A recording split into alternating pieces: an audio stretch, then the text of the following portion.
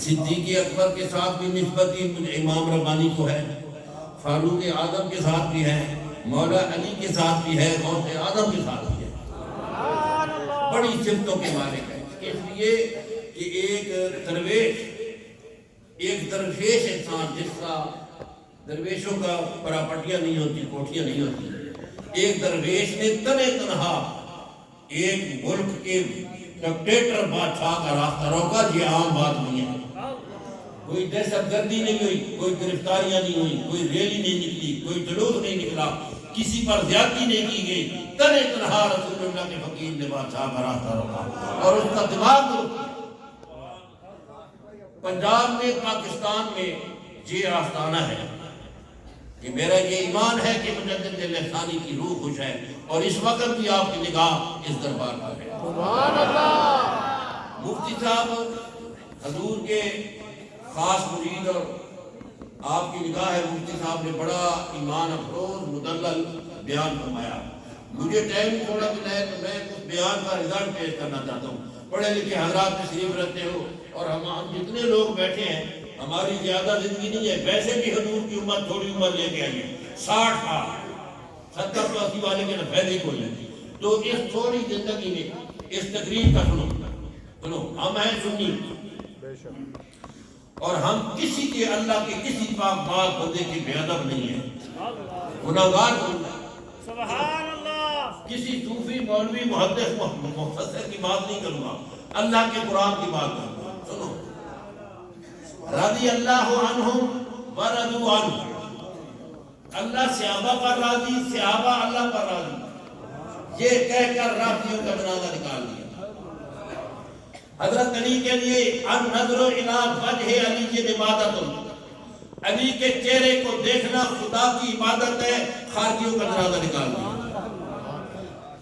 اور اولیاء اللہ، سابقہ بعد کے اولیاء اور پاکستان کے اولیاء اور جتنے حضور کی امت کے ولی ہیں، جدھر جدھر ہیں، لا خوف علیہم ولا هم یحزنون فرما کر بے ادبوں کا جنازہ نکال دیا۔ پیچھے بچ گئے ہیں ہم نے تو جیسے مفتی صاحب نے گیت پڑھے، ہم نے تو گیت پڑھنے، کیسا؟ سنو، دیکھیے تو وہ غار کا منظر، کون ہے بیٹھا گود میں لے کر، وہ صدیق اکبر بھی ہے۔ دیکھیے تو وہ غار کا منظر، کون ہے بیٹھا گود میں لے کر، پڑھیے رضی اللہ تعالی عنہ، رضی اللہ، ذرا گھوم پہ جائے، رضی اللہ تعالی عنہ، رضی اللہ تعالی عنہ، پڑھیے یار کے نام پہ مرنے والا، سب کچھ صدقے کرنے والا، منزل عشق و صدق کا رہبر، رضی اللہ تعالی عنہ، رضی اللہ، پڑھیے اتنی گونج پڑے کہ پیٹنا پھر ہوئے، پڑھیے رضی اللہ عنہ، رضی اللہ، اور ایڑی رکھ دی سانپ کے بل پر، زہر کا صدمہ سہ لیا دل پر، ایڑی رکھ دی سانپ کے بل پر، زہر کا صدمہ سہ لیا دل پر، کیوں میاں سب کچھ ہے یہ خاطر دل پر، رضی اللہ تعالی عنہ، رضی اللہ۔ آقا آپ ٹھہرے، حضور نکلے، حضرت علی کو فرمایا میرے بستر پر سو جاؤ، اور آدھی رات کے وقت نکلے۔ سنو، حضور نے فرمایا تلوار سرانے کے نیچے رکھ کے سو جاؤ، 40 خاندانوں کے لوگ قتل کے در پہ ہیں۔ باہر نکلے تو چپے سے نکلے، تہجد کے وقت اللہ نے فرمایا میرے پاؤں نہ نکل، تیرے رب نے ان کافروں کا بندوبست کر دیا ہے، تو قرآن کی تلاوت کرتا ہوا ان کے سروں میں مٹی ڈالتا ہوا نکلتا، تیرے رب نے ان کے دلوں پر مہرے لگا دیے ہیں، آنکھوں پر پردے لٹکا دیے ہیں، کانوں میں بجے کاٹ دیے ہیں، دبے پاؤں نہ نکل، تو دیکھے گا یہ تجھے نہیں دیکھے گی۔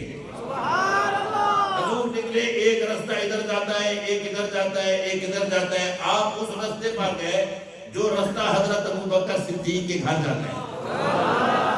اللہ فرماتا ہے یاسین والقرآن الحکیم انک لمن المرسلین علی صراط مستقیم، اے ساری کائنات کے سردار بے شک تم سیدھے رستے پر ہے۔ حفیظ نے کیا کہا؟